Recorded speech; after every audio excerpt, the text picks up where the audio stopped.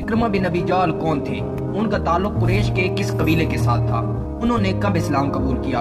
हुजूर सल्लल्लाहु अलैहि वसल्लम उनके कबूल इस्लाम से कितना खुश हुए? वो कुरान को पकड़ पकड़ कर क्यों रोते थे? वो किस जंग में शहीद हुए? आज सारी बातें आप जानेंगे इस वीडियो में। इकरमा बिन अबी जाल 558 ईस्वी को मक्का में पैदा हुए। बाप का नाम अमर बिन हशाम था, जिसे तारीख में अबू जाहल के नाम से जाना जाता है। अगर इनके आबा अजदाद की बात की जाए तो वो कुरैश के बनु मखजूम से ताल्लुक रखते थे। इकरमा बिन अबू जाल बिन हशाम बिन मुगीरा बिन अब्दुल्ला बिन अमर बिन मखजूम बिन यकाजा बिन मुरा बिन काब पे जा मिलता है, और यकाजा के बेटे मखजूम को ही बनु मखजूम का जद्द अमजद माना जाता है। इकरमा बिन अबी जाल ने बाप की तरह ही मुसलमानों के खिलाफ बड़ी बड़ी सरगर्मियों में हिस्सा लिया था। ग़ज़वा बदर में इनका बाप अबू जाल मारा गया। बाप को देखकर इकरमा ने मुआज पर ऐसा वार किया कि उनका हाथ कट गया।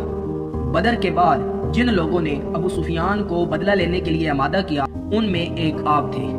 ग़ज़वा ओहद में खालिद बिन वलीद और आप मुशरिकीन की कमान करते थे।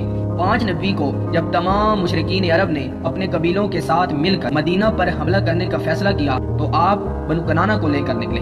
सुलह हुदैबिया के मौके पर भी आप मुसलमानों के खिलाफ थे। फतह मक्का के मौके पर 4 आदमियों के कत्ल के वारंट जारी हुए थे, उनमें से एक आप थे, और हुक्म ये जारी हुआ कि अगर ये लोग काबा में भी मौजूद हों तो उन्हें कत्ल कर दिया जाए। ये भागकर हबशा और यमन की तरफ चले गए, और उनकी कश्ती जब भंवर में फंसने लगी तो सब ने अल्लाह को पुकारना शुरू कर दिया। इकरमा बिन अबी जाल बहुत हैरान हुए। उन्होंने कहा कि तुम हबल को, लात को, मनात को, उज़्ज़ा को यहाँ क्यों नहीं पुकारते हो?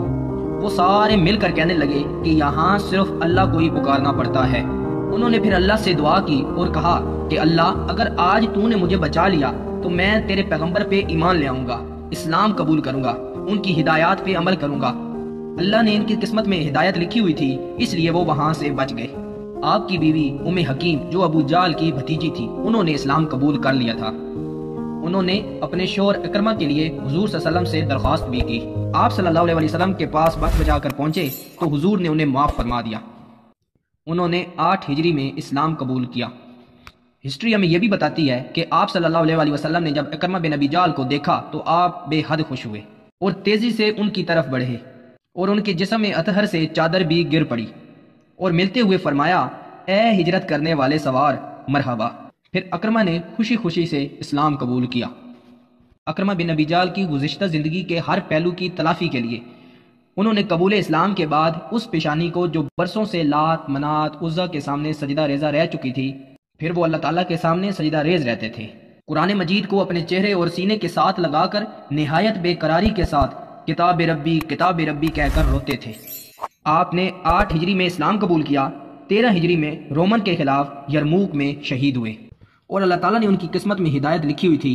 बाप उम्मत का फिरौन था और बेटा अल्लाह के नबी सल्लल्लाहु अलैहि वसल्लम का गुलाम बन गया।